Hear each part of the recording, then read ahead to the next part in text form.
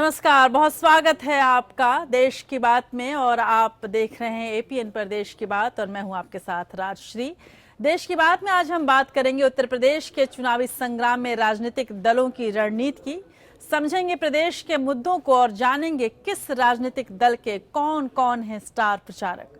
बात करेंगे मुलायम सिंह के नेताजी से पिताजी बनने के सफर की भी, अखिलेश, राहुल और मायावती की रैलियों की भी हम चर्चा करेंगे और किस रैली में कितनी रौनक थी ये भी हम आपको दिखाएंगे और जानेंगे कि क्यों कांग्रेस को है गठबंधन न बन पाने का मलाल। जी हाँ, एक और महागठबंधन बनाना चाह रही थी कांग्रेस, सपा के अलावा वो बसपा को भी अपने साथ लेकर आना चाह रही थी, लेकिन बसपा कांग्रेस के साथ नहीं आई। तो उसका दर्द कितना है कांग्रेस को, उस दर्द को हम आपको दिखाएंगे। क्यों सर्द मौसम में उत्तराखंड में बढ़ी है सियासी गर्मी, ये भी आपको बताएंगे। और देश की संसद में सरकार और विपक्ष के बीच तनातनी की भी बात करेंगे। सरहद पर तनाव के मद्देनजर सरकार की तैयारियों पर भी डालेंगे एक नजर। और तमिलनाडु की सियासत में शशिकला के सत्ता के सर्वोच्च शिखर पर पहुंचने के साथ चर्चा करेंगे उनकी चुनौतियों की भी, उनकी मुश्किलों की भी।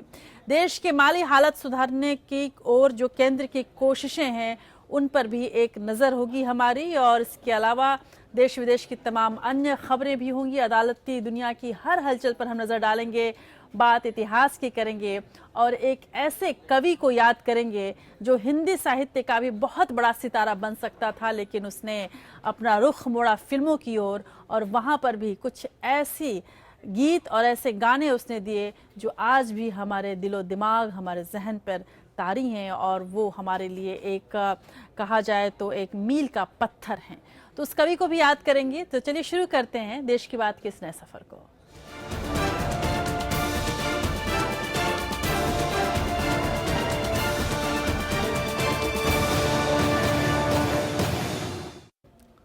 समाजवादी पार्टी के संरक्षक मुलायम सिंह यादव ने आज ऐलान कर ही दिया कि वो सपा कांग्रेस गठबंधन के लिए प्रचार करेंगे। हालांकि ये बात वो पहले भी कह चुके थे, इसमें अब नया क्या है ये जरूर आप जानना चाहेंगे। जी हाँ, आज बहुत कुछ नया था।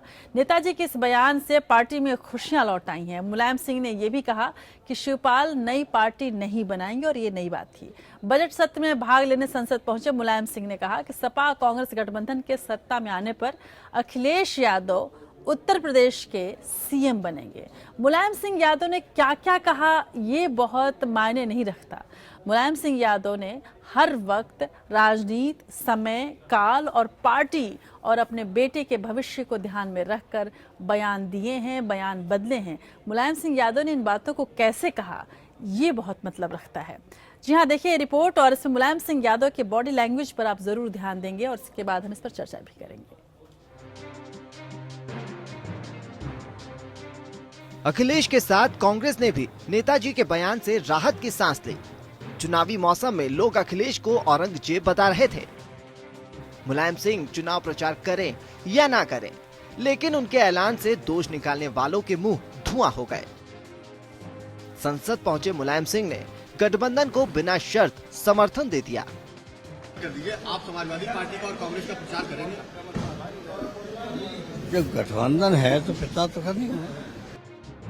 अखिलेश तो जानते थे कि जिधर सत्ता है उधर समर्थक हैं, लेकिन कांग्रेस का दिल जोर से धड़क रहा था। उसे नेताजी के आशीर्वाद पाए शिवपाल समर्थित उम्मीदवारों से बहुत सी सीटों पर दो हाथ होने का अंदेशा था। पत्रकारों से बात करते हुए नेताजी ने कहा कि शिवपाल नाराज नहीं है। मुलायम सिंह ने इस बात से भी साफ इनकार कर दिया कि अमर सिंह नाराज है। उन्होंने एक बार फिर से दोहराया कि वे अमर सिंह की बेहद इज्जत करते हैं। बहरहाल पिछले 8 दिन में 4 बार अपना रुख बदलने वाले मुलायम सिंह के ताजा बयान से सपा गठबंधन ने राहत की सांस ली है। 3 दिन पहले ही उन्होंने कहा था कि पहले शिवपाल और उसके बाद अखिलेश के लिए प्रचार करेंगे।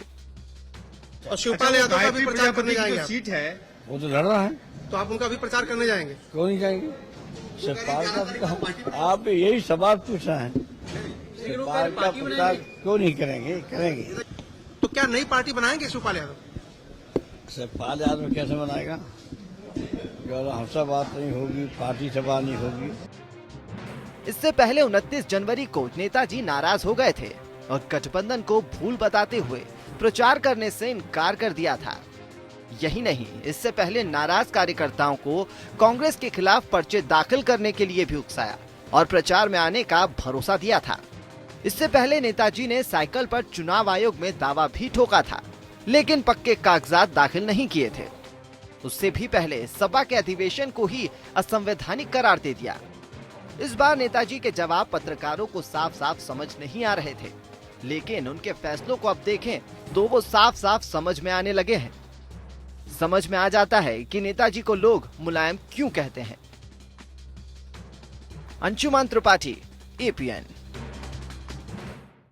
मुलायम सिंह यादव राजनीति के पक्के खिलाड़ी हैं और वो सारे दांव पेंच जानते हैं और ये भी जानते हैं कि किस तरह से राजनीति में सत्ता ली जाती है और कैसे धीरे से सत्ता अपनों को दी जाती है। और कुछ इसी अंदाज में मुलायम सिंह यादव ने अखिलेश यादव के रास्ते साफ किए और हालांकि अखिलेश यादव से भी पूरा हिसाब किताब किया उन्होंने, और हिसाब किताब करने के बाद अब वो समझ गए हैं कि अखिलेश यादव बहुत हद तक सुरक्षित हैं उन तमाम विरोधियों से जिनका डर मुलायम सिंह यादव को था और जिनसे मुलायम सिंह यादव को ये डर था कि पार्टी कहीं टूट न जाए। पर अब मुलायम सिंह यादव बहुत हद तक आप देख सकते हैं कि रिलैक्स्ड और इत्मीनान में दिखे। हालांकि बहुत सारे सवाल उन्होंने सुने नहीं या सुनना नहीं चाहे, और मुलायम सिंह यादव की वैसी पुरानी आदत है कि जिन बातों को सुनना नहीं चाहते हैं वो उसको बहुत हल्के अंदाज में टाल जाते हैं। आज भी कुछ ऐसा ही हुआ, लेकिन यूपी विधानसभा चुनाव को लेकर रैलियों का रेला जारी है। हालांकि कल से मुलायम सिंह यादव भी रैली करेंगे, मुलायम सिंह यादव भी चुनाव प्रचार करेंगे और साथ ही लालू प्रसाद यादव भी समाजवादी पार्टी के समर्थन में चुनाव प्रचार उत्तर प्रदेश में करेंगे। इस बीच अखिलेश यादव लगातार रैली कर रहे हैं। मुख्यमंत्री अखिलेश यादव एक दिन में कई चुनावी जनसभाओं को संबोधित कर रहे हैं। अखिलेश की हर रैली में बीजेपी उनके निशाने पर है। अखिलेश यादव को उम्मीद है कि इस बार कांग्रेस के साथ गठबंधन का उनका फॉर्मूला पूरी तरह से काम करेगा और दोनों मिलकर यूपी से बीजेपी को उखाड़ फेंकेंगे। देखिए रिपोर्ट। सीतापुर की रैली में अखिलेश यादव ने विपक्ष पर करारा प्रहार किया। पूरे संबोधन के दौरान उनके निशाने पर मुख्य रूप से बीजेपी रही। अखिलेश यादव ने नोटबंदी के मुद्दे पर मोदी सरकार को कटघरे में खड़ा किया। उन्होंने सवाल पूछा कि क्या नोटबंदी से देश के लोगों के अच्छे दिन आ गए। अखिलेश ने कहा कि नोटबंदी के फैसले ने देश को तबाह और बर्बाद कर दिया। बताओ, बीजेपी के लोग अच्छे दिन का वादा किए थे कि नहीं किए थे? और सबको लाइन में लगा दिया, सब लोगों को तकलीफ हुई, परेशानी हुई। अब तो सब जमा हो गया। 15 लाख की बात की थी, हमारे आपके अकाउंट में 15,000 रुपया भिजवा देते तो बहुत बड़ी बात होती है। अखिलेश यादव ने कहा कि यूपी में कांग्रेस के साथ समाजवादी पार्टी का गठबंधन होने से बीजेपी हताश और परेशान हो गई है। उसे लगने लगा है कि विधानसभा चुनाव में उसका पत्ता साफ हो जाएगा। अखिलेश ने कहा कि बीजेपी को सत्ता में आने से रोकने के लिए उन्होंने गठबंधन किया है। अभी सुना हमने कि प्रधानमंत्री कह रहे थे कि आंधी चल रही है, तूफान चल रहा है भारतीय जनता पार्टी का। अरे पता नहीं प्रधानमंत्री जी को किसने बता दिया उनका तूफान आंधी चल रही है। इस बार चल भी रही आंधी तूफान तो भारतीय जनता पार्टी को हटाने के लिए और समाजवादी पार्टी की सरकार बनाने के लिए आंधी चल रही है। बीजेपी पर हमला बोलते हुए अखिलेश ने कहा कि बीजेपी ने देश के लोगों से जो वादा किया उसे निभाया नहीं, लिहाजा विधानसभा चुनावों में जनता इसका जवाब देगी। उन्होंने कहा कि कांग्रेस के साथ उनका गठबंधन सत्ता में आने पर यूपी के विकास के लिए काम करेगा। Bureau report, APN. उधर सपा के सहयोगी दल कांग्रेस के उपाध्यक्ष राहुल गांधी ने यूपी के शामली में पार्टी उम्मीदवार के लिए प्रचार किया। उन्होंने चुनावी सभा को संबोधित करते हुए कहा कि मुख्यमंत्री अखिलेश यादव ने यूपी में अच्छा काम किया है, लेकिन जब यूपी में अगली गठबंधन की सरकार बनेगी तो विकास के काम में और तेजी आ जाएगी। राहुल गांधी ने रैली में मोदी सरकार को किसान और गरीब विरोधी सरकार बताया। शामली में जनसभा को संबोधित करते हुए राहुल गांधी ने कहा कि यूपी के किसानों को देश से जोड़ने की जरूरत है, लेकिन केंद्र की सत्ता में बैठी मोदी सरकार सिर्फ चुनिंदा पूंजीपतियों की खुशामद में लगी है। कांग्रेस उपाध्यक्ष ने कहा कि देश का किसान कर्ज के बोझ तले दबा है, लेकिन प्रधानमंत्री पूंजीपतियों का कर्ज माफ करने में जुटे हैं। नरेंद्र मोदी जी ने 1,10,000 करोड़ रुपया 50 परिवारों का माफ किया है, मगर किसान के लिए वो 1 रुपया कर्जा माफ नहीं कर सकता। मदद किसकी होनी चाहिए? किसान की होनी चाहिए, मजदूर की होनी चाहिए, युवा की होनी चाहिए। मदद होती किसकी है? 50 परिवारों। मोदी सरकार के वादों और दावों पर हमला बोलते हुए राहुल गांधी ने कहा कि मोदी राज में ना तो युवाओं को रोजगार मिला और ना ही किसानों और गरीबों के हित में कोई काम हुआ। सरकार का आधा वक्त सिर्फ जुमलेबाजी में ही बीत गया। राहुल ने कहा कि प्रधानमंत्री मोदी सिर्फ बड़े बड़े वादे करते हैं, लेकिन जब हम सत्ता में आएंगे तो यूपी के विकास के लिए और तेज काम होगा। राहुल गांधी ने मुख्यमंत्री अखिलेश यादव की जमकर तारीफ की। अखिलेश ने अच्छा काम किया, गठबंधन के साथ और अच्छा काम होने वाला है और तेजी से काम होने वाला है। गठबंधन से ठीक पहले समाजवादी पार्टी और कांग्रेस एक दूसरे पर जमकर हमले कर रहे थे। यूपी की अनदेखी के लिए एक दूसरे को जिम्मेदार ठहरा रहे थे, लेकिन गठबंधन होते ही दोनों के सुर बदल गए और उनकी बातों में मिसरी खुल गई। विपक्ष इसी को मुद्दा बनाकर सपा और कांग्रेस को घेरने में जुटा है। Bureau report, APN। जी हाँ, इसमें कोई शक नहीं कि गठबंधन की अपनी मजबूरियां होती हैं और इन्हीं मजबूरियों के तहत सुर भी बदलने पड़ते हैं, परिभाषाएं बदलनी पड़ती हैं, दिशाएं बदलनी पड़ती हैं और कांग्रेस ने कुछ वैसा ही किया है। वैसे राहुल गांधी लगातार अखिलेश यादव के साथ कंधे से कंधे मिलाकर यूपी में चुनाव प्रचार कर रहे हैं, लेकिन राज्य में ग्रैंड अलायंस यानी महागठबंधन नहीं बना पाने का कांग्रेस को शायद बहुत मलाल है। तभी कांग्रेस के यूपी प्रभारी ऐसा कहते हैं कि बीएसपी भी साथ होती तो बीजेपी का यूपी से सफाया हो जाता। सवाल है कि क्या कांग्रेस को सपा के साथ अपने गठबंधन पर भरोसा नहीं, या फिर कांग्रेस आने वाले दिनों के लिए भी पृष्ठभूमि तैयार कर रही है। गौरतलब है कि जब पहली बार अखिलेश यादव और राहुल गांधी सामने आए मीडिया के, तो राहुल गांधी ने भी मायावती की प्रशंसा की। उन्होंने कहा कि मैं व्यक्तिगत तौर पर उनकी बेहद इज्जत करता हूं। यानी कांग्रेस कहीं न कहीं दूर की कौड़ी खेल रही है। यूपी के चुनावों में ये दोनों नेता कदम ताल मिलाते हुए चुनावी रास्ते पर चलने की कोशिश कर रहे हैं, लेकिन मौजूदा हालात में शायद कांग्रेस के जहन में यूपी में कदम डगमगाने के सवाल भी खूब चल रहे हैं। इसका पता तो 29 जनवरी को अखिलेश राहुल की पहली प्रेस कॉन्फ्रेंस में भी चला था, जब राहुल ने मायावती की ये कहते हुए तारीफ की थी कि वो देश हित में सोचती हैं। अब कांग्रेस के यूपी प्रभारी गुलाम नबी आजाद कह रहे हैं कि बीएसपी भी अगर गठबंधन का हिस्सा होती तो यूपी से बीजेपी का सफाया हो जाता। एक रैली में गुलाम नबी ने यहाँ तक कह डाला कि कांग्रेस चाहती थी कि बीएसपी आरएलडी सब लाम बन जाए, जो हो न सका। उन्होंने सब्र नहीं किया सर, हम उनसे बात कर रहे थे जी। हम उनको भी लाना चाहते थे जी। लेकिन वो जल्दी में, राजनीति में जल्दी नहीं होता, राजनीति में सब्र करना होता। रैलियों में राहुल पीएम मोदी को सबसे ज्यादा निशाने पर रखते हैं, वहीं अखिलेश मोदी के साथ मायावती पर भी जमकर निशाने साध रहे हैं। इन सब के बीच मायावती अपनी रैलियों में बीजेपी, सपा और कांग्रेस तीनों पर निशाने साधने में जुटी हुई हैं।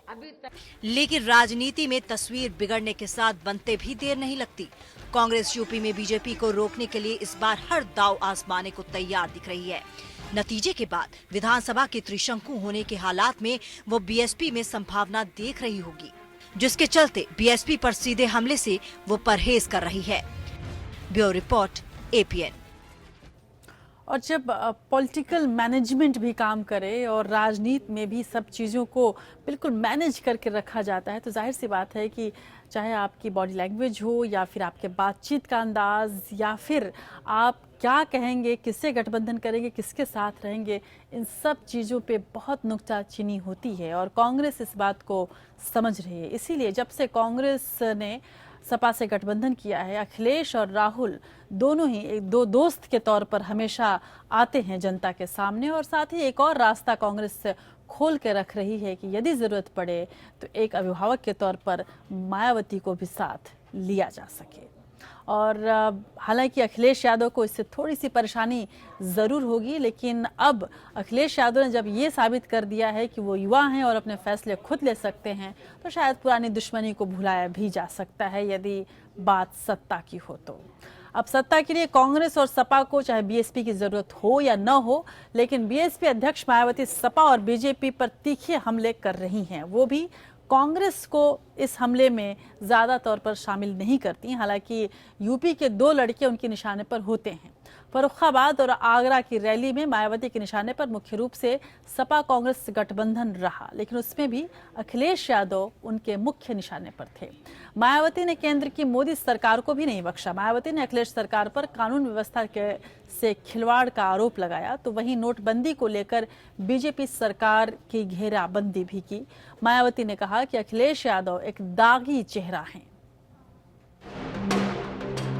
यूपी में 11 फरवरी को पहले चरण के मतदान के लिए सभी सियासी दलों ने अपनी पूरी ताकत झोंक दी है। सपा कांग्रेस गठबंधन बीजेपी और बीएसपी के बीच मुख्य मुकाबले को देखते हुए राजनेता दौरे पर दौरा कर रहे हैं। फर्रुखाबाद में रैली को संबोधित करते हुए बीएसपी प्रमुख मायावती ने गठबंधन और बीजेपी पर वार किया। मायावती ने कहा कि अखिलेश यादव ने प्रचार पर तो काफी पैसा बर्बाद किया, लेकिन यूपी के विकास के लिए कुछ नहीं कर पाए। मायावती ने समाजवादी पार्टी को गुंडों और माफियाओं की पार्टी बताते हुए कहा कि कांग्रेस ने उसके साथ गठबंधन कर अपने पैरों पर कुल्हाड़ी मारी है। केंद्र के साथ साथ देश के अधिकांश राज्यों की भी सत्ता से बाहर हो चुकी है और अब ये पार्टी ऐसी समाजवादी पार्टी के साथ गठबंधन करके ये चुनाव लड़ रही है जिस पार्टी को यहाँ अराजक, आपराधिक, सांप्रदायिक, भ्रष्ट व जंगल राज आदि का खास प्रतीक माना जाता है। बीएसपी प्रमुख ने शिवपाल यादव का सहारा लेकर भी समाजवादी पार्टी पर प्रहार किया। मायावती ने कहा कि चुनाव में अखिलेश और शिवपाल गुट एक दूसरे को हराने में लगे हैं, इसलिए लोगों को अपना वोट बर्बाद नहीं करना चाहिए।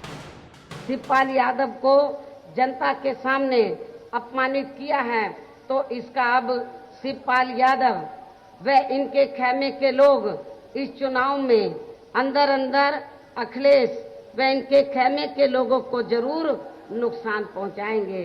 एक दूसरे के खेमे के उम्मीदवारों को हराने की ही पूरी कोशिश करेंगे। मायावती ने बीजेपी पर हमला बोलते हुए नोटबंदी को गरीबों को बर्बाद करने वाला फैसला बताया। बीएसपी प्रमुख ने कहा कि नोटबंदी ने देश की अर्थव्यवस्था की कमर तोड़ दी है। मैं गरीबों से और किसानों से ये पूछना चाहती हूँ कि क्या आप लोगों के किसी के भी खाते में 1 रुपया भी आया है या किसानों का 1 रुपया भी कर्जा माफ किया गया है? पूरे देश में अचानक 500 व 1000 रुपए के नोटों पर पाबंदी लगाने का ये एक ऐसा अति जनपीड़ादायी फैसला ले लिया जिसकी मार से देश के लगभग 90% गरीब, मजदूर, किसान व अन्य मेहनतकश एवं मध्यम वर्गीय लोग अभी तक भी पूरे तौर से उभर नहीं पा रहे हैं। मायावती पर आरोप लगते रहे हैं कि विकास के नाम पर उनकी सरकार पत्थरों के स्मारक और मूर्तियों पर खर्चा करती है। लिहाजा इस बार उनका वादा है कि सत्ता में आने पर उनकी सरकार ना तो नए स्मारक बनाएगी और ना ही नई मूर्तियां स्थापित की जाएंगी। Bureau report, APN. उधर यूपी के चुनावी रण जीतने के लिए सभी पार्टियां अपनी अपनी रणनीति तैयार करके प्रचार में जुट गई हैं, जैसा कि आप लगातार देख भी रहे हैं। बीजेपी ने राज्य में अपनी जीत सुनिश्चित करने के लिए हर चरण में अलग अलग मुद्दे उठाने और अलग अलग अंदाज के स्टार प्रचारकों को मैदान में उतारने की रणनीति बनाई है। बीजेपी ने कलह से बचने के लिए सीएम का चेहरा घोषित करने के बजाय मोदी के नाम पर चुनाव लड़ने का फैसला किया है। वहीं दूसरी पार्टियों से तोड़कर लाए गए नेताओं पर भी कई जगह उसने दांव लगाया है। ऐसी ही रणनीति दूसरी पार्टियों ने भी तैयार की है, लेकिन देखना ये होगा कि किसकी रणनीति जबरदस्त है। बीजेपी को अपनी जीत के लिए कोई भी तरीका अपनाने से कोई गुरेज नहीं। पार्टी ने पश्चिमी यूपी में पलायन, दंगों में एक तरफा कार्रवाई, राम मंदिर और ध्रुवीकरण की रणनीति अपनाई। वहीं पूर्वांचल में विकास, सर्जिकल स्ट्राइक, भ्रष्टाचार जैसे मुद्दों को उछालने की रणनीति बनाई है। बुंदेलखंड में खेती, किसानी, विकास और पानी जैसे रिझाने वाले नारे लगाए जाएंगे तो मध्य यूपी में जाति के समीकरणों से मतदाताओं को लुभाएंगे।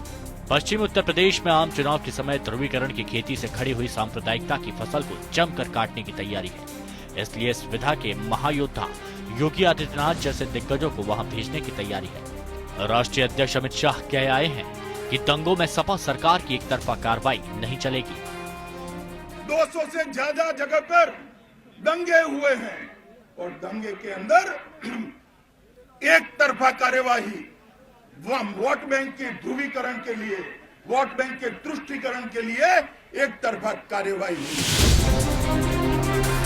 यूपी में केंद्रीय नेताओं के अलावा महेश शर्मा, संजीव बालियान, हुकुम सिंह जैसे बयानवीरों को उतारा जा रहा है। किसी भी मुसलमान को टिकट न देकर अपनी नीति और नियत से वोटरों को लुभाया जा रहा है। इसके बाद तीसरे और चौथे चरण में ब्राह्मणों को मनाने की तैयारी है। पहले स्टार प्रचारकों की सूची से बाहर किए गए मुरली मनोहर जोशी को यहाँ प्रचार में उतारा जा रहा है। वहीं पिछड़ों और दलितों को फुसलाने के लिए केशव प्रसाद मौर्य और स्वामी प्रसाद मौर्य की तैनाती की गई है। पूर्वांचल में विकास यानी विद्युत, कानून व्यवस्था और सड़क के मुद्दे को प्रचारित किया जाएगा। इसी तरह सपा कांग्रेस गठबंधन के लिए भी अखिलेश यादव, मुलायम सिंह के अलावा आजम खान समेत कई बड़े नेता जनसभाओं में उतरेंगे, लेकिन शिवपाल सूची से नदारद हैं।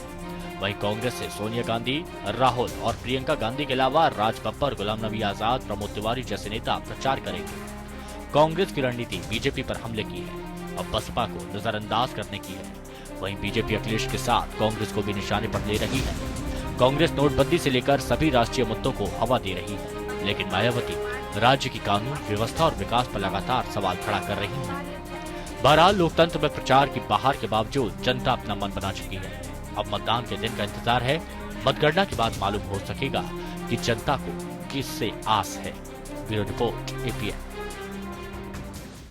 और इस बीच बीजेपी के एक प्रतिनिधिमंडल ने आज चुनाव आयोग से मुलाकात की। प्रतिनिधिमंडल ने यूपी में निष्पक्ष चुनाव करवाने के लिए नए अधिकारियों के देखरेख में चुनाव करवाने की मांग की है। आयोग से मिलने वाले इस प्रतिनिधिमंडल में केंद्रीय मंत्री वेंकैया नायडू, मुख्तार अब्बास नकवी शामिल थे। बीजेपी ने उत्तर प्रदेश में निष्पक्ष चुनाव के लिए डीजीपी जावेद अहमद को हटाने की मांग की है। बीजेपी का आरोप है कि उनके रहते उत्तर प्रदेश में निष्पक्ष चुनाव नहीं हो सकते। पार्टी का आरोप है कि दबाव के चलते कई अधिकारी सरकार को मदद पहुंचा रहे हैं। चुनावों के मद्देनजर ऐसे अधिकारियों को अभी तक हटाया नहीं गया है, जिन्हें हटा देना चाहिए।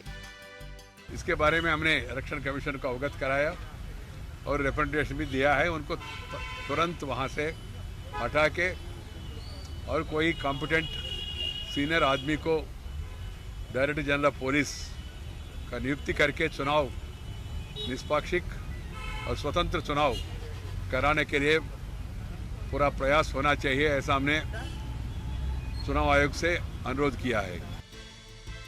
वेंकैया नायडू के मुताबिक चुनाव व्यवस्था को कई ऑफिसर चुनौती दे रहे हैं। वो राज्य सरकार के इशारे पर काम कर रहे हैं। कई सालों से अफसरों का तबादला नहीं हुआ है। बीजेपी ने उत्तर प्रदेश में निष्पक्ष चुनाव के लिए आयोग से ऑफिसर्स पर कार्रवाई की मांग की।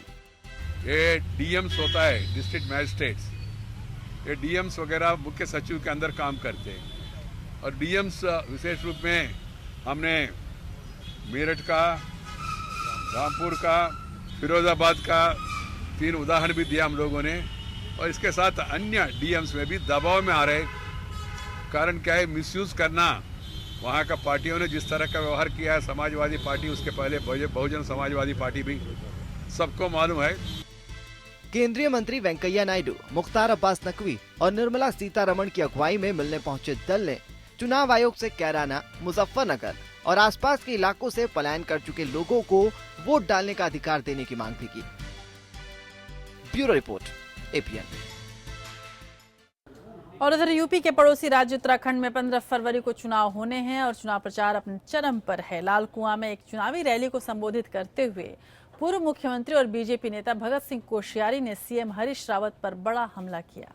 हालांकि इस तरह के हमले आमतौर पर उत्तराखंड की राजनीति में अब तक नहीं देखने को मिला है, लेकिन कोश्यारी ने दावा किया कि राज्य में बीजेपी सरकार बनने पर हरीश रावत को कथित स्टिंग मामले में जेल जाना होगा। और कोश्यारी का यह बयान अपने आप में अनूठा है, क्योंकि राज्य की सियासत में अभी तक बड़े नेताओं के खिलाफ व्यक्तिगत बदजुबानी वाले हमले देखने को शायद ही मिले हैं। बाहुबली के रूप में नजर आए मुख्यमंत्री हरीश रावत पर बीजेपी ने अब तक सबसे बड़ा हमला बोला। एक रैली को संबोधित करने के दौरान पूर्व मुख्यमंत्री और बीजेपी नेता भगत सिंह कोश्यारी ने मुख्यमंत्री हरीश रावत को जेल भेजने की धमकी तक दे डाली। उन्होंने कहा कि कथित सीडी स्टिंग मामले की जांच कर उन्हें जेल भेजा जाएगा। देहरादून में मुख्यमंत्री की कुर्सी पर भारतीय जनता पार्टी का एमएलए उम्मीदवार बैठेगा और यहाँ के मुख्यमंत्री ये सीबीआई की जेल के अंदर बंद होंगे। भगत सिंह कोश्यारी का ये बयान उत्तराखंड की बदली हुई राजनीति का एहसास कराता नजर आ रहा है। इस तरह की राजनीति अमूमन यहाँ की सियासत का हिस्सा नहीं रही है, लिहाजा इसे बड़े रणनीतिक कदम के तौर पर देखा जा रहा है। हालांकि उत्तराखंड में जीत का दावा करने वाली बीजेपी की मुश्किलें कम होती नजर नहीं आ रही। चुनाव के महज 10 दिन पहले पार्टी विरोधी गतिविधियों के चलते बीजेपी ने 33 स्थानीय नेताओं को 6 साल के लिए निष्कासित कर दिया। टिकट बंटवारे को लेकर नाराज कार्यकर्ताओं को बार बार चेतावनी देने के बावजूद नहीं मानने पर बीजेपी ने ये कार्रवाई की। Bureau report, APN. और अब हम बात करते हैं संसद में राष्ट्रपति के अभिभाषण पर चर्चा की। इस दौरान जहां सत्ता पक्ष ने तमाम योजनाओं को लेकर सरकार की उपलब्धियों का बखान किया, तो वहीं विपक्ष ने नोटबंदी समेत तमाम मुद्दों पर सरकार की पोल खोलने की कोशिश की। हालांकि इस दौरान कई ऐसी स्थिति भी बनी जब लगातार दोनों ही पक्ष एक दूसरे से विवाद करते रहे। नोटबंदी के फैसले की गूंज संसद में एक बार फिर सुनाई दी, जब संसद में राष्ट्रपति के अभिभाषण पर चर्चा के दौरान केंद्रीय मंत्री महेश शर्मा ने सर्जिकल स्ट्राइक और नोटबंदी को साहसिक निर्णय बताते हुए सरकार के फैसले का समर्थन किया। महेश शर्मा ने कहा कि काले धन और भ्रष्टाचार पर लगाम लगाने के लिए सरकार ने नोटबंदी का फैसला लिया। इससे पहले कि एक प्रधानमंत्री जी 1976 में ये बात आई थी, उस वक्त के वित्त मंत्री जी ने कैसा फैसला हो, लेकिन प्रधानमंत्री जी ने उस वक्त की ने ये कहकर बात टाल दी थी कि क्या ये आखिरी चुनाव है और चुनाव नहीं लड़ने हैं। ये बात मोदी जी को पता थी कि 2 महीने बाद चुनाव है। प्रधानमंत्री जी ने दृढ़ इच्छा शक्ति और देश को आगे लेते हुए आज उन भ्रष्टाचारी नेताओं पर आज एक कुठाराघात वज्राघात किया है। यह हमारे लिए गौरव की बात है। जबकि लोकसभा में नेता प्रतिपक्ष मल्लिकार्जुन खड़गे ने मोदी सरकार पर देश से झूठे दावे करने का आरोप लगाया। उन्होंने दावा किया कि सरकार के नोटबंदी के फैसले ने पूरी दुनिया में भारत की किरकिरी कराई। बहुत से इकोनॉमिस्ट, सारे इकोनॉमिस्ट इसको अपोज किए। वो बोले ये ठीक नहीं है, आपको अगर काला धन निकालना था तो रास्ते बहुत है आपके पास। किसी देश में ऐसा नहीं होगा कि अपने ही पैसे लाने के लिए, अपने मेहनत के पैसे निकालने के लिए उसको आप रद्दी के टुकड़े, कागज के टुकड़े बोलकर कह दिए। लाइन में ठहरे हुए लोग कम से कम 125 लोग मर गए।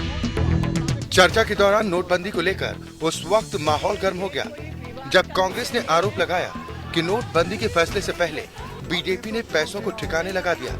बीजेपी ने कांग्रेस के इन आरोपों को निराधार बताया। बिहार में, वेस्ट बंगाल में, राजस्थान में, हर जगह इन्होंने प्रॉपर्टी किया। 7-8 तारीख से पहले 1 महीने के अंदर जो कुछ इन्होंने किया, सरकार का इशारा उनको था, इसीलिए उन्होंने करोड़ों रुपए की प्रॉपर्टी कर दी। वो कैबिनेट डिसीजन से लेकर के, रिजर्व बैंक ऑफ इंडिया के डिसीजन से लेकर के हर चीज के बारे में खड़गे जी ने जो गुमराह किया पूरा सदन को और पूरा देश को, तो इसलिए और सच्चाई से रिप्लाई वाली बात जो ऑथेंटिकेटेड नहीं है वो किया। वो सभी दस्तावेज सदन के सभा पटल में उनके पास कुछ तथ्य नहीं है। राष्ट्रपति के अभिभाषण पर चर्चा के दौरान विपक्ष जहां लगातार मोदी सरकार की योजनाओं पर हमलावर रहा, तो वहीं सरकार ने विपक्ष पर विकास की योजनाओं में अड़ंगा लगाने का आरोप लगाया। Bureau report, APN. अपने 90 मिनट के नेता विपक्ष यानी खड़गे, मल्लिकार्जुन खड़गे के भाषण में खड़गे ने लगातार मोदी सरकार पर हमला किया और एक एक करके उनकी तमाम योजनाओं की पोल खोलने की कोशिश की और ये भी कहा कि देशभक्ति पर आप मोनोपोली नहीं चला सकते और वो एकमात्र आपका अधिकार नहीं है, बल्कि देशभक्ति सबके लिए है और हम सभी देशभक्त हैं। यहाँ तक कि अब्राहम लिंकन को भी उन्होंने आज कोट किया और कोट करके ये कहा कि आप कुछ देर तक लोगों को मूर्ख बना सकते हैं, लेकिन प्रजातंत्र में लगातार किसी को मूर्ख नहीं बनाया जा सकता। यानी कि कुल मिलाकर आज मल्लिकार्जुन खड़गे का एक अलग ही रूप देखने को मिला और दिलचस्प ये था कि खड़गे का विरोध जो कर रहे थे वो भी एक अहिंदी भाषी नेता यानी कि अनंत कुमार कर रहे थे। मल्लिकार्जुन खड़गे हिंदी भाषी नहीं है, उसके बाद ही आज उन्होंने अच्छी हिंदी बोली। इससे पहले सुबह संसद की शुरुआत होते ही कांग्रेस ने सांसद ई अहमद की मौत के मामले को लेकर संसद में हंगामा किया। कांग्रेस और दूसरे विपक्षी दलों के सांसदों ने संसद भवन परिसर में गांधी प्रतिमा पर भी प्रदर्शन किया। सांसद ई अहमद की मौत के मामले में लोकसभा की कार्रवाई शुरू होते ही विपक्ष ने जबरदस्त हंगामा किया। कांग्रेस ने सांसद ई अहमद की मौत के मामले में जांच करने के लिए संसदीय समिति के गठन की मांग की। हम हाउस अजर्न नहीं करना चाहते हैं, हम चाहते हैं कि सरकार एक कमीशन ऑफ इंक्वायरी ऑर्डर करे कि देखिए बात यह है कि एक सीनियर मेंबर का देहांत हो गया, कई बार मंत्री भी हो चुके हैं, बहुत सीनियर आदमी हैं, मतलब उनके देहांत के बाद भी क्या क्या चला और उनके परिवार को उनको देखने के लिए भी मौका नहीं मिला, ये बहुत बहुत बुरी बात है। ई अहमद के निधन के बाद विपक्ष ने बजट डालने की मांग भी की थी, लेकिन सरकार ने 1 फरवरी को ही बजट पेश किया था। ई अहमद केरल से लोकसभा सांसद थे। कांग्रेस इस मुद्दे पर स्थगन प्रस्ताव लेकर आई थी। स्थगन प्रस्ताव में कांग्रेस ने केंद्र सरकार पर इस मामले में गलत रवैया अपनाने का आरोप लगाया था। सरकार ने पूरे मामले पर अपनी सफाई दी।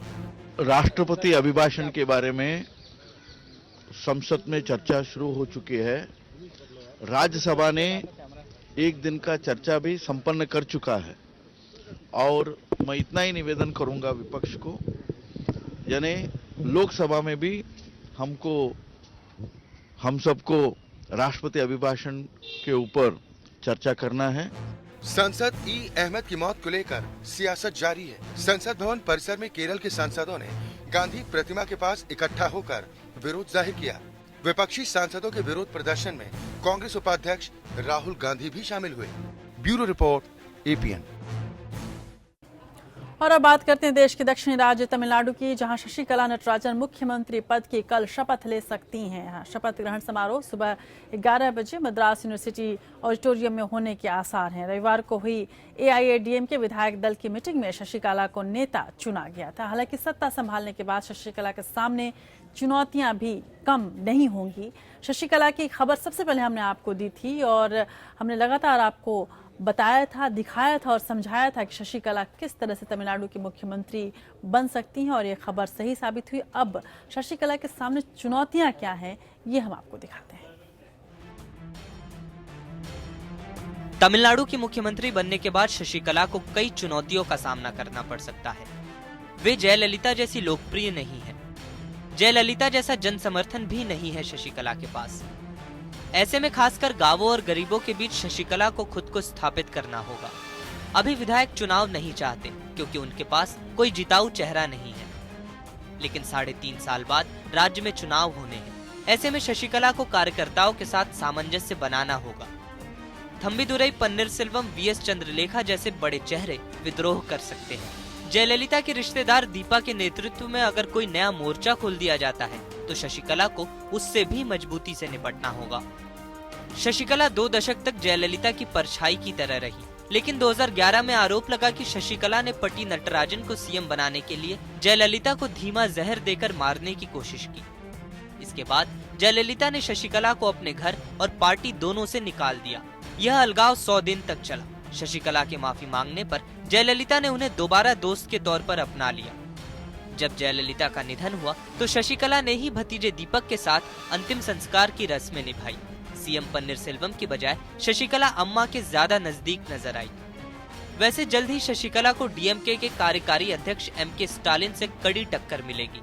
स्टालिन का कहना है कि शशिकला लोगों की इच्छा के विरुद्ध CM बन रही है। जनता हो या जयललिता, शशिकला किसी की पसंद नहीं है। शशिकला के सामने चुनौती बीजेपी की तरफ से भी आ सकती है। पन्नीरसेल्वम के CM बनने तक बात ठीक थी, लेकिन शशिकला का CM बनना बीजेपी को परेशानी में डाल सकता है। जयललिता के निधन के बाद बीजेपी उम्मीद कर रही थी कि वे AIADMK को आसानी से अपने पाले में कर सकती है, लेकिन अगर शशिकला खुद को अम्मा जितना शक्तिशाली साबित करने में सफल हो जाती है तो फिर उन्हें बीजेपी की जरूरत नहीं पड़ेगी। शशिकला ने हालांकि जयललिता के समर्थकों को आश्वासन दिया कि वो अम्मा के सपनों को पूरा करेंगी, लेकिन यह आने वाले दिनों में ही साफ हो जाएगा कि शशिकला जयललिता की विरासत संभालने और खुद को उनका सफल उत्तराधिकारी साबित करने में कितना कामयाब होती है। Bureau report, APN।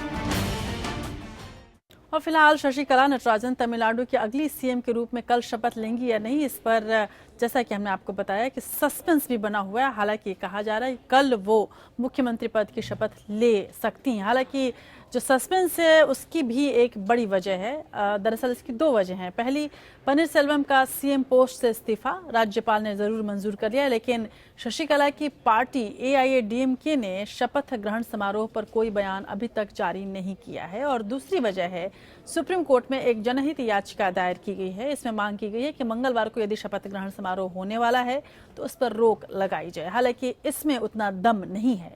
याचिका में आय से ज्यादा संपत्ति के मामले में सुप्रीम कोर्ट की तरफ से अगले हफ्ते फैसला सुनाए जाने तक शपथ ग्रहण टालने की मांग की गई है। इस मामले में जयललिता के साथ शशिकला का भी नाम है। इस बीच शशिकला मुख्यमंत्री बनेंगी, इसको लेकर काफी विरोध भी वहां शुरू हो गया है और हर तबके पर शशिकला का विरोध देखा जा सकता है। और ये कहा जा रहा है कि जनता ने वोट जयललिता के लिए दिया था, शशिकला के लिए नहीं। और शशिकला इस विरोध को बहुत अच्छी तरीके से समझ रही थी, इसीलिए जयललिता के मृत्यु के बाद उन्होंने तुरंत अपने आप को काफ़ी एक्टिव नहीं दिखाया और धीरे धीरे वो एक एक कदम आगे बढ़कर और पार्टी की मीटिंग तक वो इंतज़ार करती रहीं और उसके बाद उन्होंने अपने कदम सीएम पद की ओर बढ़ाए। और ये भी एक बड़ी वजह है कि कल वो शपथ ग्रहण लेंगी कि नहीं लेंगी, इस पर जानबूझकर सस्पेंस बनाए रखा जा रहा है ताकि विरोधियों को कोई मौका नहीं मिले। उधर अलग अलग रिपोर्टों के मुताबिक पिछले कुछ समय से एक बड़ी खबर हम आपको और देते हैं जो कि सेना से जुड़ी हुई है। सेना में लगातार युद्ध के हालात से निपटने के लिए पर्याप्त सामग्री न होने की बात कही जा रही है और ये एक बहुत बड़ी चिंता है भारतीय सेना के तीनों ही विंगों की। लेकिन सरकार द्वारा की गई डील से अब सेना के हालात कुछ सुधरने की उम्मीद है। जी हाँ, भारत सरकार ने एक बड़ी डील की है। सैन्य साजो सामान की कमी को झेल रही सेना की परेशानी को कम करने के मकसद से केंद्र ने रूस, इजराइल और फ्रांस से करीब 20,000 करोड़ रुपए की डील फाइनल की है और इस डील के बाद भारतीय सेना के पास असलहों की कोई कमी नहीं रहेगी, ऐसा कहा जा रहा है। अचानक पैदा हुए किसी भी बड़े संकट से निपटने के लिए सरकार ने बड़ा कदम उठाया है। सैन्य साजो सामान की कमी झेल रही सेना की परेशानी को कम करने के मकसद से केंद्र सरकार ने रूस, इजराइल और फ्रांस से करीब 20,000 करोड़ रुपए के रक्षा सौदे को अंतिम रूप दिया। इसमें सेना को हर वक्त तैयार रहने के मकसद से उन्हें दिए जाने वाले गोला बारूद से लेकर अन्य युद्ध की सामग्रियों की आपूर्ति शामिल है। इसके जरिए सरकार ये सुनिश्चित करना चाहती है कि परोक्ष या अपरोक्ष रूप से थोपे गए युद्ध के लिए सेना के पास किसी भी साजो सामान की कोई कमी न रहे। साथ ही कम से कम समय में सेना की इन्फेंट्री, युद्धपोत और टैंक पूरी तरह से तैयार हों। खबरों के मुताबिक इस डील के पीछे सरकार का मकसद ये तय करना है कि भारतीय सेना गोला बारूद की चिंता किए बिना कम से कम 10 दिनों तक बड़ी से बड़ी जंग लड़ सके। इसी को देखते हुए पिछले 3 महीने के दौरान सरकार ने रूस, इजराइल और फ्रांस के साथ नए करारों को तेजी से अंतिम रूप दिया। भारतीय वायुसेना ने 9,200 करोड़ रुपए के 43 करार किए हैं। वहीं थल सेना ने रूस की कंपनियों के साथ 5,800 करोड़ रुपए के 10 करार को अंतिम रूप दिया। खबरों के मुताबिक सर्जिकल स्ट्राइक के जरिए आतंक का जवाब देने के अलावा सरकार ने तीनों सेनाओं के उप प्रमुखों की अध्यक्षता वाली कमेटियां गठित की हैं। इन कमेटियों को किसी भी आपात स्थिति में विशेष वित्तीय अधिकार भी दिए गए हैं, जिससे सेना के भंडार में किसी भी कमी को फौरन पूरा किया जा सके। Bureau report, APN। लेकिन इस बीच खबर ये भी है कि जब रक्षा मंत्रालय से पूछा गया एक RTI के तहत कि राफेल जो सौदा हुआ है वो कितने का हुआ है, तो रक्षा मंत्रालय ने ये जवाब देना उचित नहीं समझा और ये कहा कि इसका कोई जवाब नहीं दिया जा सकता क्योंकि ये राष्ट्रहित में है। लेकिन ये वही मसला है जब यूपीए सरकार के दौरान, जब यूपीए सरकार ने कहा था कि सेना के जो करार हैं उनके बारे में खुलकर नहीं बताया जा सकता, तो इसका विरोध तब NDA यानी और बीजेपी ने किया था। चलिए नजर डालते हैं इस वक्त की अन्य खबरों पर, देखते हैं नेशनल टॉप 5 खबरें। लाल किले के अंदर से भारी मात्रा में राइफल्स के कारतूस और कुछ हैंड ग्रेनेड मिले हैं। विस्फोटक और कारतूसों का जखीरा मिलने से अधिकारी सकते में हैं। वही अधिकारी इसकी जांच कर रहे हैं कि ये जखीरा आया कहां से। पुलिस का कहना है कि ये कारतूस और विस्फोटक एक्सपायरी डेट के हैं। नई दिल्ली के नेहरू प्लेस मेट्रो स्टेशन के पास दिल्ली पुलिस और बदमाशों के बीच मुठभेड़ हुई। पुलिस ने 25,000 के इनामी बदमाश अकबर को गिरफ्तार किया है, लेकिन उसका एक साथी राशिद भागने में कामयाब रहा। पुलिस को लूट, स्नैचिंग और हत्या की कोशिश के कई मामलों में अकबर की तलाश थी। हावड़ा नई दिल्ली रेल मार्ग के बक्सर रेलवे स्टेशन के पास ट्रैक पर सोमवार को धमाका हुआ। यह धमाका तब हुआ जब डाउन लाइन से अपर इंडिया एक्सप्रेस गुजर चुकी थी। गनीमत यह रही कि इस हादसे में ट्रेन सहित किसी को भी कोई नुकसान नहीं हुआ। जम्मू कश्मीर में ताजा बर्फबारी, बारिश और आंधी के कारण डोडा रामबाण में 180 मकान ढहने और 2 लोगों की मौत का मामला सामने आया है। एक और लैंडस्लाइड की वजह से जम्मू कश्मीर नेशनल हाईवे लगातार 4 दिनों से बंद होने से हाईवे पर सैकड़ों गाड़ियां फंसी हुई है। वहीं दूसरी ओर जम्मू कश्मीर और हिमाचल प्रदेश में लैंडस्लाइड की चेतावनी जारी कर दी गई है।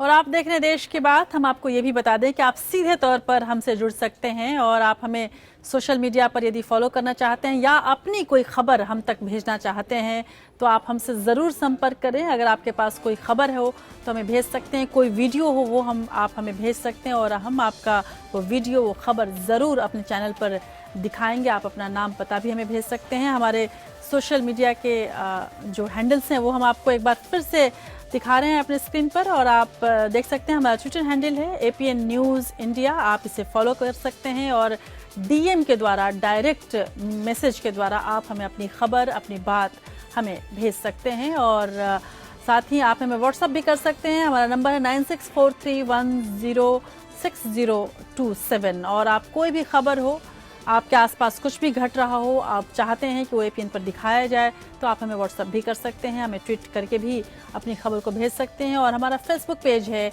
APN न्यूज़ इंडिया, आप हमें फेसबुक पर भी अपने मैसेज, अपना संदेश, अपनी बात, अपनी प्रतिक्रिया हमें भेज सकते हैं। साथ ही यदि आप इस चैनल पर कुछ और देखना चाहते हैं या इस चैनल पर चलने वाले कार्यक्रम के बारे में आपकी कोई राय है तो आप अपनी राय भी हम तक पहुंचा सकते हैं। हमारा ईमेल है contact@apnlive.com। कुछ अन्य खबरों की ओर रुख करते हैं। BCCI में सफाई का दौर शुरू हो गया है। सुप्रीम कोर्ट की बनाई समिति ने उन अधिकारियों की छुट्टी कर दी है जिन्हें पूर्व BCCI अध्यक्ष अनुराग ठाकुर और पूर्व सचिव अजय शिर्के ने नियुक्त किया था। विनोद राय और उनकी टीम के साथियों का चाबुक चलना शुरू हो चुका है। प्रशासकीय समिति ने अब कड़े फैसले लेना शुरू कर दिए हैं। पैनल ने बोर्ड के उन सभी पदाधिकारियों को हटा दिया जिनकी नियुक्ति पूर्व अध्यक्ष अनुराग ठाकुर और पूर्व सचिव अजय शिर्के ने की थी। इस समिति ने टीम इंडिया के मीडिया मैनेजर निशांत अरोड़ा को भी हटा दिया है। सूत्रों के मुताबिक निशांत अरोड़ा पर टीम इंडिया के ड्रेसिंग रूम की बातों को लीक करने का आरोप है। पूर्व अध्यक्ष और सचिव से जुड़े अधिकारियों को हटाने का फैसला समिति की 1 फरवरी को दिल्ली में हुई बैठक में लिया गया।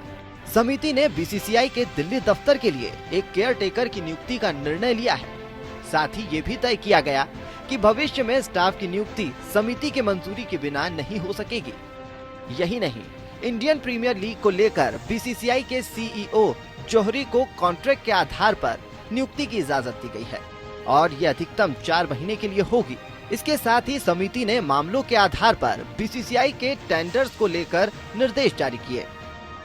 इसमें टीम इंडिया के प्रायोजन अधिकार के मामले पर तुरंत फैसला लिया जाना है। सुप्रीम कोर्ट ने प्रशासकों की समिति को बोर्ड के संचालक के लिए नियुक्त किया है। इसमें पूर्व CAG विनोद राय, IDFC के महानिदेशक विक्रम लिमय, पूर्व भारतीय महिला क्रिकेटर डायना एडुल्जी और इतिहासकार रामचंद्र गुहा शामिल हैं। इस समिति ने इसी साल 30 जनवरी को पदभार संभाला था। Bureau report, APN। उधर ब्लैक मनी पर लगाम कसने के लिए सरकार ने 3 लाख से ज्यादा कैश लेने पर 100% जुर्माना लगाने का प्रावधान किया है, जिसकी शुरुआत आगामी 1 अप्रैल से होगी। राजस्व सचिव हसमुख अढ़िया ने कहा कि अब नकद लेन देन पर भारी जुर्माना लगेगा। जो 3 लाख से अधिक की राशि कैश में लेन देन करेंगे उन्हें इसके बराबर ही जुर्माना देना होगा। मोदी सरकार का नया कदम अब तक का सबसे ज्यादा जुर्माना लेकर आ रहा है। ये जुर्माना 100% तक होगा। इतना बड़ा ये जुर्माना ना तो टैक्स चोरी पर लगने वाला है, ना करप्शन पर। किसी अपराध पर भी ये जुर्माना नहीं लगाया जा रहा है। दरअसल ये जुर्माना लगाया जा रहा है नकद लेन देन पर। सरकार का कहना है कि वो नकदी के लेन देन करने वालों पर 100% जुर्माना लगाएगी। यानी अगर आप 4 लाख रुपए का नगद लेन देन करते हैं तो आपको इतना ही यानी कि 4 लाख रुपए जुर्माना देना पड़ेगा। नए कानून की शुरुआत 1 अप्रैल से होगी। बजट 2017-2018 में 3 लाख रुपए से अधिक के लेन देन पर रोक लगाने का प्रस्ताव है। राजस्व सचिव हसमुख अढ़िया ने कहा कि नगद लेन देन पर भारी जुर्माना लगेगा। इसी तरह 50 लाख रुपए नगद लेने पर जुर्माना राशि 50 लाख रुपए ही होगी। ये जुर्माना उस व्यक्ति पर लगेगा जो नगद स्वीकार करेगा। अढ़िया ने कहा कि यदि आप नगद में कोई महंगी घड़ी खरीदते हैं तो दुकानदार को ये कर देना होगा। उन्होंने कहा कि ये प्रावधान लोगों को बड़ी राशि के नगद लेन देन से रोकने के लिए लगाया गया है। उन्होंने ये भी कहा कि नोटबंदी के बाद खातों में काला धन आया है। अब सरकार भविष्य में इसे रोकने के लिए कदम उठा रही है। राजस्व सचिव अढ़िया ने कहा कि सरकार सभी बड़े नगद लेन देन पर निगाह रखेगी, साथ ही वो नगद के जरिए संदिग्ध उपभोग के रास्तों को भी रोकेगी। उन्होंने कहा कि जिन लोगों के पास भारी मात्रा में बेहिसाबी धन है वो इसका इस्तेमाल छुट्टी बिताने या लग्जरी उत्पाद मसलन कारें, घड़ियां या आभूषण खरीदने पर करते हैं। नगदी पर नए अंकुश का मतलब है कि इस तरह के खर्च के रास्तों पर रोक लगेगी। इससे लोग काले धन पर लगाम से बचेंगे। अढ़िया ने कहा कि पूर्व में अधिसूचित 2 लाख रुपए से अधिक के लेन देन के लिए पैन नंबर देना कायम है। आंध्र प्रदेश के मुख्यमंत्री चंद्रबाबू नायडू की अगुवाई वाली मुख्यमंत्रियों की समिति ने अपनी अंतरिम रिपोर्ट में एक सीमा से अधिक नगद लेन देन पर रोक लगाने और 50,000 रुपए से अधिक के भुगतान पर कर लगाने की सिफारिश की है। राहुल कुमार, APN, दिल्ली। तो पहले bank account, direct benefit transfer, gas, train ticket और अब आधार कार्ड को भी सिम के साथ जोड़ा जाएगा। मोबाइल सिम वेरिफिकेशन मामले में केंद्र ने सुप्रीम कोर्ट को बताया है कि 1 साल में सभी सिम कार्डों को आधार कार्ड से जोड़ दिया जाएगा। आधार धीरे धीरे हर चीज का आधार बनता जा रहा है। अब इसे मोबाइल सिम के साथ भी जोड़ा जाएगा। देश में 90% सिम प्रीपेड है, लेकिन अब ऐसा मैकेनिज्म लाया जा रहा है जिससे इन मोबाइल सिम को भी आधार से जोड़ा जा सके। ये बात केंद्र सरकार ने सुप्रीम कोर्ट में कही है। सुप्रीम कोर्ट में पिछली सुनवाई में केंद्र से मोबाइल सिम कार्ड रखने वालों की जांच और पहचान के तरीके के बारे में 2 हफ्ते में जानकारी मांगी थी। मामले की सुनवाई के दौरान प्रधान न्यायाधीश JS खेयर ने कहा था कि बिना वेरिफिकेशन के सिम कार्ड धारकों की पहचान पता होना इसलिए भी और जरूरी हो गया है क्योंकि अब मोबाइल फोन का इस्तेमाल बैंकिंग में भी हो रहा है। अब केंद्र ने कहा है कि 1 साल में सभी सिम कार्डों को आधार से जोड़ दिया जाएगा।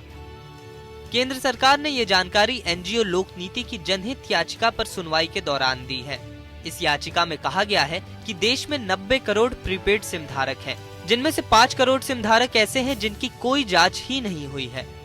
इन सिम कार्ड्स को कौन इस्तेमाल कर रहा है ये मालूम ही नहीं है। याचिका में मांग की गई है कि केंद्र सरकार और ट्राई को निर्देश दिए जाए कि मोबाइल सिम धारकों की पहचान, पता और सभी जानकारी मौजूद हो और कोई भी मोबाइल सिम बिना वेरिफिकेशन के न दिया जाए। Bureau report, APN।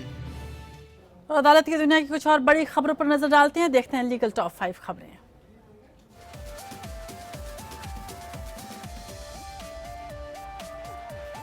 Delhi NCR में प्रदूषण के मामले पर सुप्रीम कोर्ट ने कहा कि प्रदूषण से निपटने के लिए जल्द से जल्द कदम उठाने की जरूरत है।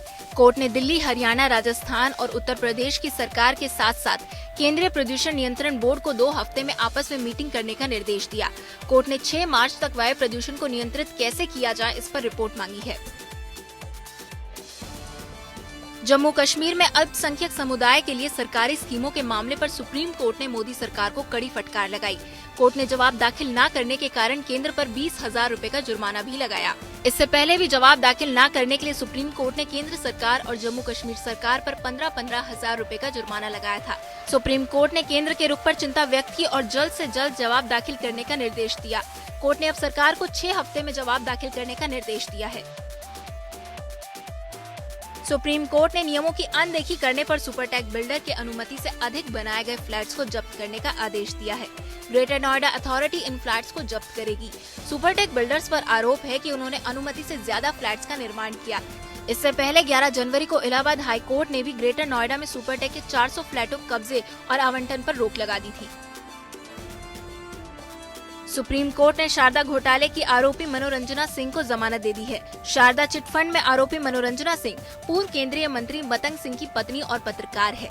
कोर्ट ने पिछले साल मई में उनकी जमानत याचिका खारिज कर दी थी। सीबीआई ने अक्टूबर 2015 में मनोरंजना सिंह और व्यापारी शांतनु घोष को भी गिरफ्तार किया।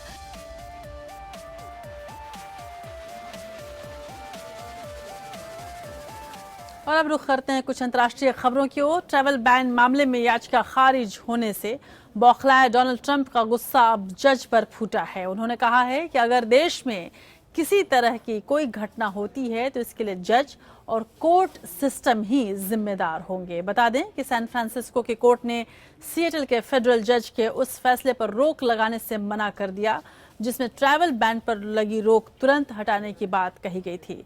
ट्रंप ने ट्वीट करके क्या कहा, आपको बताते हैं इस खास रिपोर्ट में। अमेरिका में ट्रैवल बैन को सस्पेंड करने वाले फेडरल कोर्ट के फैसले के खिलाफ ट्रंप एडमिनिस्ट्रेशन की अपील खारिज होने के बाद राष्ट्रपति ट्रंप ने ट्वीट कर कहा कि पाबंदी को रोकने वाली अदालतें अमेरिकी सीमाओं को सुरक्षित रखने में बाधा पहुंचा रही है। जज ने ऐसा फैसला देकर देश को संकट में डाल दिया है और अगर कुछ होता है तो इसके लिए जज और कोर्ट सिस्टम दोनों ही जिम्मेदार होगा। ट्रंप ने कहा कि उन्होंने होमलैंड सिक्योरिटी को अमेरिका में दाखिल होने वाले लोगों पर कड़ी निगरानी रखने के लिए कहा है। उन्होंने कहा कि इसमें बहुत सतर्कता की जरूरत है क्योंकि कोर्ट ने इस काम को बहुत ही मुश्किल बना दिया है। दरअसल ट्रंप एडमिनिस्ट्रेशन ने सिएटल कोर्ट के फैसले के खिलाफ अपील की थी। इस अपील को सैन फ्रांसिस्को की कोर्ट ने रविवार को खारिज कर दिया। हालांकि जस्टिस डिपार्टमेंट को अपना पक्ष रखने के लिए कोर्ट ने वक्त दिया है। जस्टिस डिपार्टमेंट की याचिका खारिज होने के बाद शरणार्थियों के अमेरिका आने का रास्ता भी खुल गया और अब वो अमेरिका आ सकेंगे। इससे पहले सिएटल की कोर्ट ने उस एग्जीक्यूटिव ऑर्डर पर रोक लगाई थी जिसमें 7 मुस्लिम देशों के लोगों की अमेरिका में एंट्री पर बैन लगाया गया था। सिएटल के जज जेम्स रॉबर्ट ने कहा था कि कोर्ट का फैसला तुरंत लागू होना चाहिए, साथ ही ट्रैवल बैन पर लगी रोक तुरंत हटनी चाहिए। ट्रंप ने जिन 7 मुस्लिम देशों के लोगों की इमिग्रेशन पर बैन लगाया था उनमें Iraq, Iran, Libya, Sudan, Syria, Somalia और यमन है। ये ऑर्डर 27 जनवरी को पास किया गया था। ऑर्डर के मुताबिक इन 7 देशों के लोगों की एंट्री 90 दिन तक अमेरिका में रोक दी गई थी और उन्हें वीजा नहीं दिया जाना था। ट्रंप के ऑर्डर के बाद अमेरिका 1 लाख लोगों का वीजा रद्द कर चुका है। सरकार की तरफ से एक अटर्नी ने अलेक्जेंड्रिया फेडरल कोर्ट में ये बात बताई। कोर्ट में 2 यमनी भाइयों ने केस दायर किया था। दोनों का आरोप था कि लीगल रेसिडेंस वीजा रद्द करने और जल्द से जल्द उनको इथियोपिया लौटने के लिए दबाव बनाया जा रहा था। हालांकि जिनके पास ग्रीन कार्ड है उनको लेकर कोई रोक टोक नहीं हुई। Bureau report, APN। और इस बीच डोनाल्ड ट्रंप ने रूस के राष्ट्रपति व्लादिमीर पुतिन को किलर यानी हत्यारा कहे जाने पर तीखा बयान दिया है। अमेरिकी चैनल के एक टीवी इंटरव्यू में जब उनसे पूछा गया कि क्या आप किलर पुतिन का सम्मान करते हैं तो इसके जवाब में उन्होंने कहा कि क्या हमारा देश मासूम है। ट्रंप ने कहा कि पुतिन का सम्मान करने का मतलब ये नहीं है कि वो उनके साथ चले जाएंगे। यहाँ तक कहा गया कि रूस की खुफिया एजेंसियों ने अमेरिकी राष्ट्रपति चुनाव में इलेक्शन डेटा को हैक किया, लेकिन डोनाल्ड ट्रंप ने इस मामले में सफाई दी और कहा कि उन्होंने रूस से कभी कोई डील न तो की है और न ही भविष्य में करेंगे। अंतर्राष्ट्रीय खबरों के बाद अब बात करते हैं इतिहास की।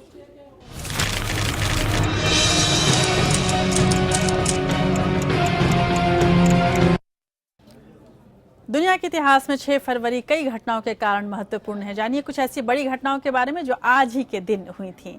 जी हां, 6 फरवरी 1918 में 30 साल से अधिक की आय की महिलाओं को ब्रिटेन में मतदान करने का अधिकार मिला था। 6 फरवरी 1952 में एलिजाबेथ द्वितीय ने इंग्लैंड की महारानी की गद्दी संभाली। वो उस समय महज 26 साल की थी। और 6 फरवरी 1959 में अन्ना चांडी को केरल उच्च न्यायालय का न्यायाधीश नियुक्त किया गया। वो भारत में उच्च न्यायालय में नियुक्त होने वाली पहली महिला न्यायाधीश बनी। और 6 फरवरी 2002 में भारत ने सीमा में घुस आए पाकिस्तान का जासूसी विमान मार गिराया था। 6 फरवरी 2003 में रूस ने संयुक्त राष्ट्र से बिना अनुमति लिए इराक के खिलाफ सैनिक कार्रवाई पर अमेरिका को चेतावनी दी थी। और ऐ मेरे वतन के लोगों जरा आंख में भर लो पानी, ये गीत जिसे सुनकर पंडित नेहरू की आंखों में आंसू आ गए।